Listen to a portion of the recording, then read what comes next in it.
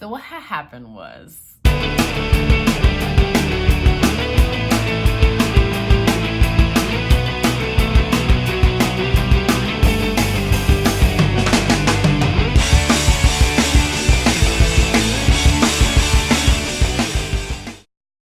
hey guys, welcome to Deadlifts and Diapers.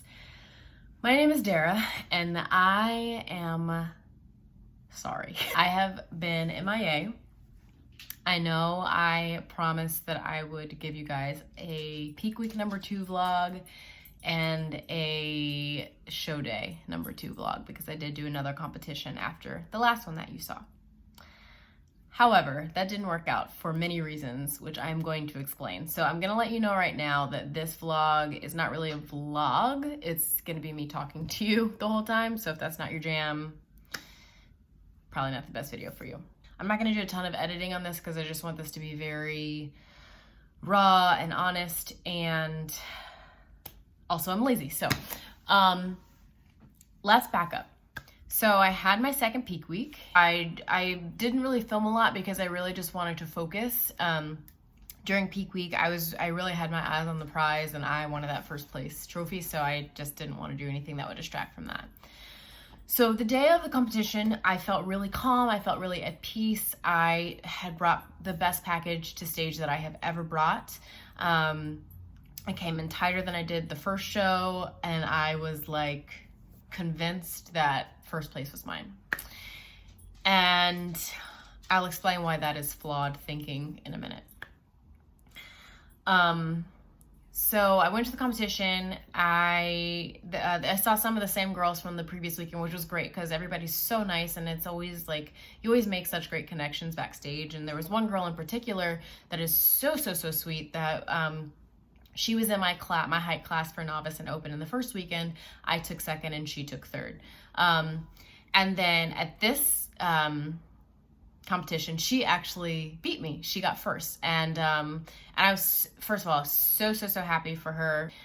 We were chatting backstage, and she had mentioned that, you know, after the previous weekend, she was feeling really down, and she said that she was like feeling fat. And I was like, are you kidding me? Like, her body is amazing. Everybody's body is amazing. Like, everybody who gets on that stage looks phenomenal, and she looked phenomenal. But sometimes when you're doing these competitions, and if you don't get the placing that you want, you can get, even regardless of the placing, like just in general, body dysmorphia definitely starts to creep in. You look at yourself in the mirror and you feel like, oh my gosh, I'm not ready. I feel fat. I feel this, I feel that. Anyway, so we were just chatting backstage, and she really wanted to qualify for nationals, and she had another competition the following weekend, so she wanted to like get some good momentum going into that weekend. So all that being said, I was super excited for her. She took first in our novice class and in our open class. I was obviously sad for me because everybody who gets on stage wants to get first place, right? Like, people like to pretend like they don't care about the placing, but everybody cares about the placing. Now, bodybuilding is not all about the placing at all, and like, I actually do love the process because I learn a lot about myself throughout the process, and that's the more important thing. But at the same time, everybody wants to win. So I was a little bit bummed, and so I was happy for her, bummed for me. And the thing that I think kind of messed with me mentally a little bit was trying to figure out where I fit in with what the judges want. And the reason is because the first weekend, when she got third, I got second, and the girl who got first, who I told you guys ended up winning the overall, she had more of a muscular look. Like, she was small and like tiny, but she was super lean, and you guys should have seen the glutes on this girl. They were amazing. Like, but she was like chiseled, so you could definitely see more muscular definition. Whereas the girl who won this last one, who came in third that weekend, she had more of a softer look. So she looks amazing, but she was kind of on the opposite end of the spectrum of the first girl, if that makes sense. So I kind of was like right in the middle of the two, like kind of like just hanging out, I guess. So after the first weekend, seeing the girl who won first place, I was like, oh, okay, cool. Like, I just need to get a little bit more cut, like a little bit more muscular. And then within a matter of a week, for me to then get second to the other girl who had the softer look, I felt myself being kind of just, I guess, confused, and not confused. That sounds, I'm not making any sense. Okay, I'm not editing this, by the way, so you're gonna have to try to follow my logic here. For me, okay, this is my mindset. It was, okay, first I'm not muscular enough. And then this next weekend you tell me, oh no, we want the softer look. So then I'm like, but then I'm too muscular within the span of a week. So that was, that kind of messed with me mentally. Now, let's talk about bodybuilding and why my logic and my mindset was completely wrong and off. First of all, what the judges look for, first of all, bodybuilding is subjective in general, okay? Also, what the judges look for can be different from show to show. It's a different day. There are different competitors that show up on stage, right? And there's different head judges, there's all these different factors. And at the end of the day, like, sometimes within a week, somebody can come to stage with a better physique than they did last week, or the opposite, right? I think personally, like, I saw improvements in myself from the first week to the second week, but everybody else probably improved too, right? You can't think that, and I'm going to get back to that earlier point about what the judges are looking for in a second. You cannot go into a bodybuilding show thinking that things like, oh, I've worked so hard, I deserve first place. Okay, everybody on that stage has worked really hard. I've dieted for 18 weeks, 20 weeks, 24 weeks. There's no way I'm not going to win first place. So is everybody else. Some people have dieted longer than you. Some people have dieted for a shorter time than you. It's not a who has been dieting the longest contest. It's not a who has worked the hardest. It's not a who has improved the most contest. It's who on that day has a first place physique. And at the end of the day, I did not have a first place physique. That's it. If I did, I would have won first place. That's it, bottom line. Okay, so now let's go back to what the judges are looking for. Yes, sometimes it can change just based on subjectivity, whatever. So it's subjective, but also it does depend on who shows up that day. So if you have a group of bikini girls, for example, and the majority of them have a more muscular look, well, then that might be what the judges naturally will lean toward for who they choose for first. Same thing with a softer look, right? So that can have an effect. But look, at the end of the day, you can't control what placing you get. And the girls who won first place because they deserved it. And so for me to go into this thinking like, oh, well, I've improved from last weekend, I got second place, I'm gonna get first place. That wasn't my actual mindset, but that was essentially kind of like, I think probably subconsciously what I was thinking, which is why I was disappointed with second, which is ridiculous, by the way. I'll revisit that in a second. You can't go into it with that mindset, right? Again, the judges don't really know you. They might have seen you the past weekend or the past month, past year, whatever. So like, if they see that you've made noticeable improvements, like they'll notice that, but that's not what gets you first place. What gets you first place is if you have the best physique of that day.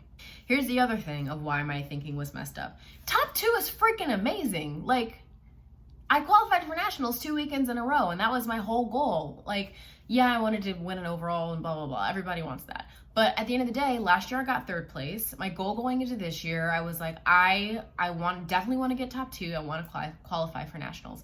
And I did that. So for me to be like disappointed with getting second place is silly. So now I have had time to process and just think back on my journey and think back on how proud I am of myself. So that's really long-winded, but I wanted to share just like honestly what I was thinking. Like, I was disappointed that I didn't get first place, but I know that I did really well. The girls who won first place absolutely deserved it. And that's it. So that's one thing I wanted to talk to you guys about. I think this might be crooked, but it's fine. You guys will deal. Okay. The other things that have been happening, I'm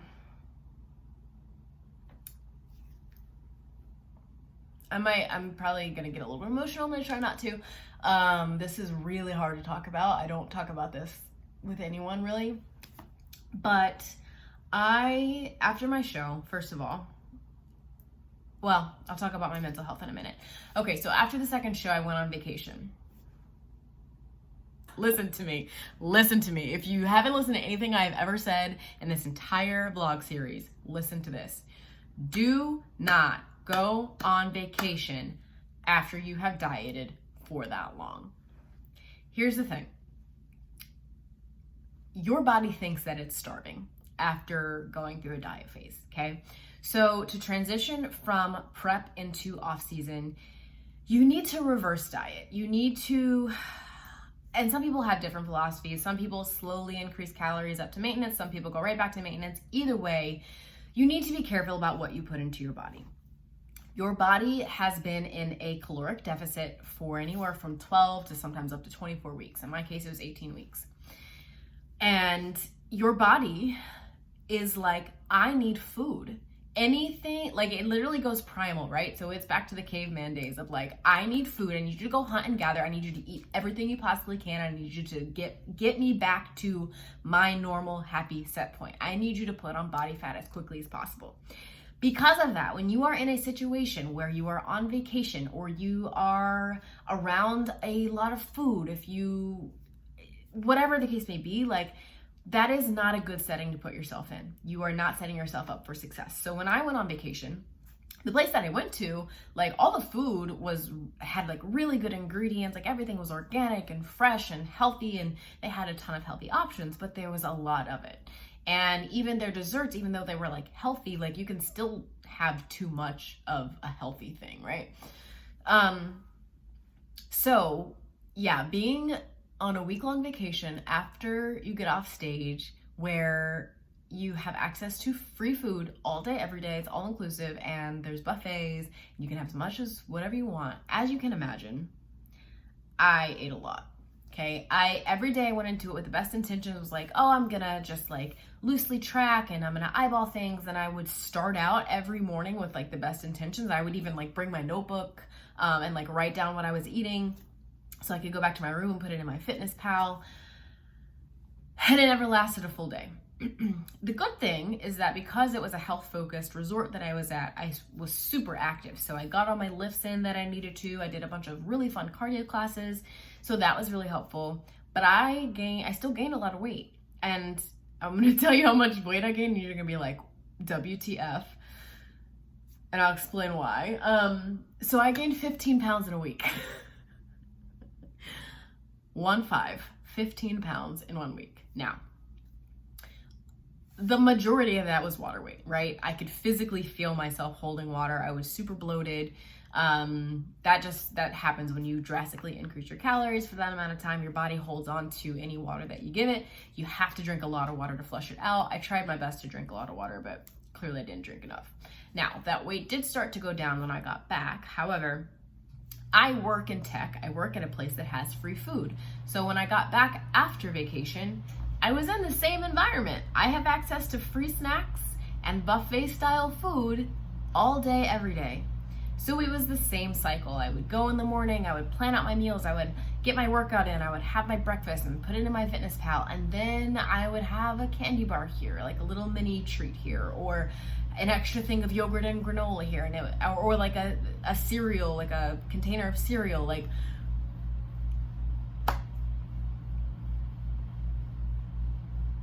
I'm getting emotional because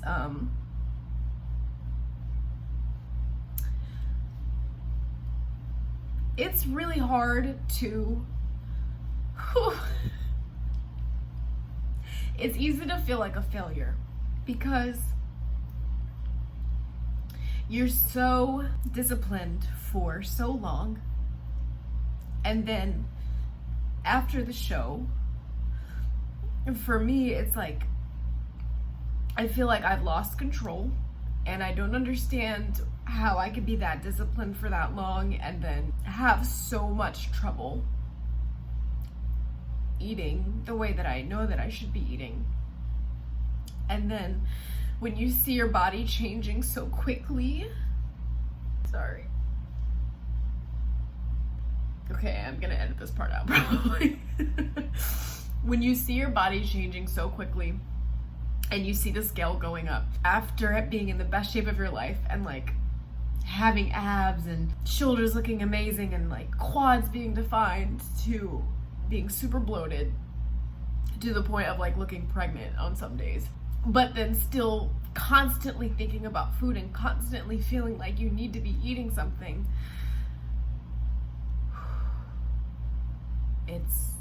It's very challenging. So that's where I'm at right now.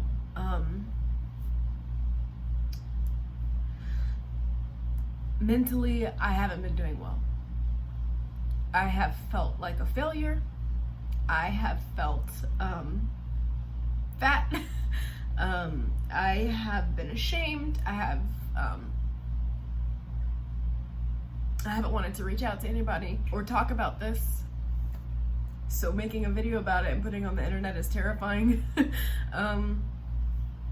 I think it's important. And so that being said, I have the other thing I haven't told you, because of the food that I've been eating and the stress that I've been under in my mental state, I have been breaking out in hives every day this past week, just from introducing new things in my diet and from stress and anxiety and things. I do struggle with anxiety. I can't remember if I said that at the beginning of this or not. I struggle with anxiety, and going through like the post-show blues just kind of exacerbates it. Okay. I didn't mean for this to be that dramatic. Okay. All right, so that being said, I have had some come to Jesus moments with myself and have thought holistically about my health, my mental health, my physical health. And so I have decided to not compete in 2020. I need to focus on getting myself to a healthy mental state. This prep was the healthiest prep I've ever done. So physically, I've been really healthy, probably up until recently when I've just been eating like a jerk. So I think physically I'll be fine once I get back to a normal relationship with food and get more consistent with my workouts. But mentally, I'm a bit of a mess. So I want to focus on I just want to focus on my mental health and focus on my family. Competing's always going to be there. My daughter's not going to be this little forever. And that's something that I realized, is that though I was able to balance being a mom and being a competitor, it's not something that I want to do consistently over the next couple years. I think I want to be more present with her. I don't want to, be deep in prep and be so tired that I find myself like snapping at her, being more impatient with her, or just not fully enjoying my time with her being this young. They grow up really quickly, and I don't want to, like miss moments because I'm at the gym, or because I needed to go to bed early because I needed to, get in an early workout. Like I'm still gonna work out and focus on my health, but competing, in addition to being a mom and in addition to having a full-time job, it's really, you're having 3 full-time jobs, and it's a lot. Is it doable? Absolutely. I did it, right? I've done it twice. And I almost feel weird admitting this, because the whole purpose of this channel was to show how I balance being a mom and a competitor. So it's doable for sure. I just personally, I think once is enough for me, for the time being. So not going to compete next year. I haven't told my coach this yet. I will have told her by the time I post this. I want to repair my relationship with food. I want to give myself some compassion and some time to adjust. I want to just be better. I want to be a better mom. I want to, really do well at work. My husband and I want to buy a house eventually, and potentially have another baby at some point. So there's just a lot of things that are up in the air, and I think if I had competing on my mind for 2020, it would just add to that pressure that I was feeling for myself, and I am just not prepared to do that. So competing will always be there. The stage will always be there. I now know that I am capable of qualifying for nationals. I will do it again. I will get first place. I will get that overall title, and I will get my pro card. It'll just be when my kid or kids, we'll see what happens, are older. That was a lot of talking. Feels good to talk about this though. I hope, I don't know, I just, my fear is that I'll put this out and it'll completely contradict the whole purpose of this channel, which was to show how I balance all aspects of my life. And maybe this is me balancing. This is me just choosing what's important right now. Competing was important, but it's not gonna be for the next year. So I don't know what this channel is gonna turn into. I will definitely compete again. This is not the end. This is just a pause. So I don't know. I do enjoy putting these videos together, and I'll maybe, I don't know, maybe I'll change the direction of this video or this channel for a little bit, but I wanted to be honest with you guys and get something out there to just kind of wrap up this series. I am so thankful for all of you for following my journey, for watching my videos, and if you've made it this far in this video, God bless you. I'm super thankful for you. Thank you for listening to me be dramatic and be a crybaby. So I don't know, I hope that if you are a mom and you're hoping to compete, that this doesn't discourage you. Competing is so worthwhile and it's so rewarding, and I'm so happy I did it. I would not change it. I wouldn't change it for anything. I don't think I necessarily like missed out on anything as far as like my daughter is concerned. Like I was still there for her. I still got to witness all the fun moments. I still was present for all of like the parades at school and like all the fun things that come with being a mom to a toddler. I just want to focus a little bit more on that in 2020. And just kind of achieve some goals that my husband and I have for our family. I forgot what else I was saying. Whew, man. Also, I want to let you guys know that I ate 2.5 Krispy Kreme donuts today, since we're confessing things. I'm a hot mess, guys. Thank you so much for everybody who has reached out and expressed support, who has told me that I've inspired them. I initially didn't want to share any of this, but I think that it takes a lot of courage to share this side of things too, because I think a lot of people feel ashamed about it, and we shouldn't, because this is just part of the human experience. And my mom always says feelings aren't wrong, they just are, meaning they just exist. Your feelings are never wrong. They're just a part of being a human. And so I just wanted to share that with you guys, and hopefully I made some sense. I don't know how much editing I'm gonna do of this, so I just really am praying that this made sense and that you guys are able to follow me. And stay tuned, because I will be back. I don't know with what, I don't know when. I'm not putting a deadline on it. I'm not putting any stress on myself. I have enough of that in other areas of my life. So, but I will be back, and you'll see me soon. Thank you guys. I love you with all my heart. I'll see you soon.